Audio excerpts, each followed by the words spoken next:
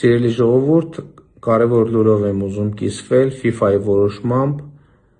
ֆուտբոլի մինչև 20 տարեկանների աշխարհի առաջնությունը 2029 թվականին տեղի կունենա Հայաստանում և Վրաստանում։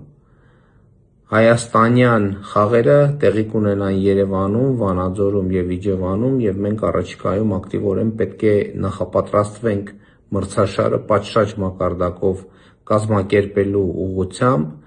Վանաձորի մարզադաշտը վերակառուցվում է, իսկ առաջիկայում Իջևանում նաև ստադիոն կկառուցվի, Երևանում էլ հանրապետական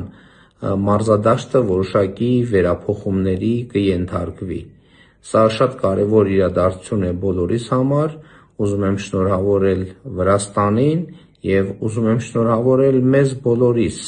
Հայաստանի Հանրապետությանը, բոլոր ֆուտբոլիստներին և ֆուտբոլասերներին այս կարևոր իրադարձության և որոշման առիթով։ Լավ եղեք։